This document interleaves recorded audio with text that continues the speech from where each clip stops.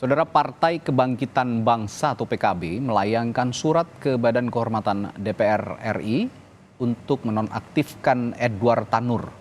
Penonaktifan ini agar Edward bisa menyelesaikan kasus anaknya yang menganiaya pacarnya hingga tewas.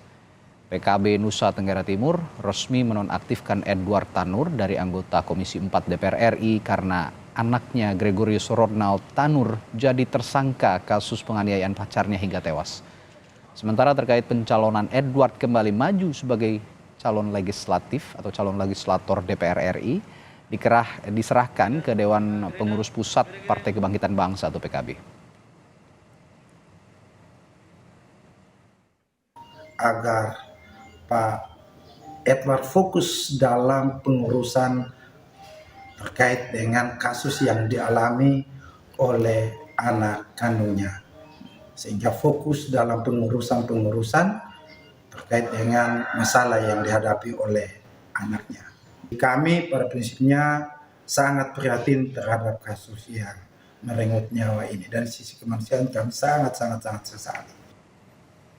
Sebelumnya Polrestabes Surabaya telah menetapkan anak anggota DPR RI yang menganiaya kekasihnya sendiri hingga tewas sebagai tersangka kasus penganiayaan.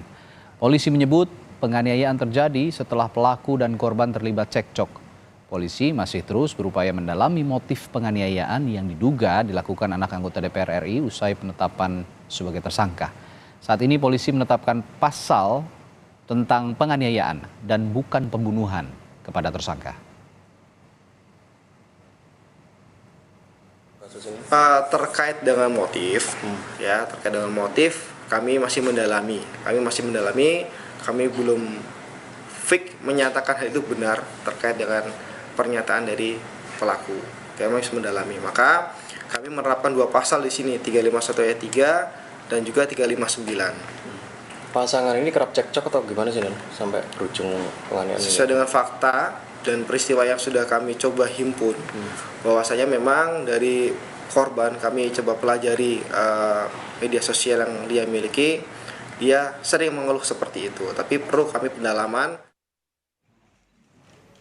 Sementara itu kuasa hukum korban berharap polisi menjerat tersangka Ronald Tanur dengan pasal pembunuhan bukan pasal penganiayaan.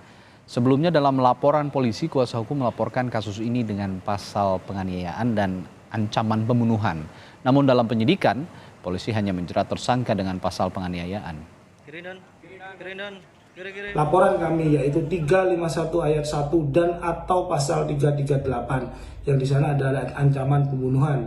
Sehingga mari kita ikuti dulu prosesnya. Kami dalam hal ini tim kuasa hukum korban belum menerima surat perkembangan hasil pemeriksaan atau penyelidikan, sehingga kami masih menunggu surat secara resmi. Jika nanti ditemukan ternyata adanya penghilangan salah satu unsur pasal, tentunya kami tidak akan diam saja. Kami pasti akan melakukan langkah-langkah hukum lebih lanjut demi melindungi hak-hak hukum dari klien kami.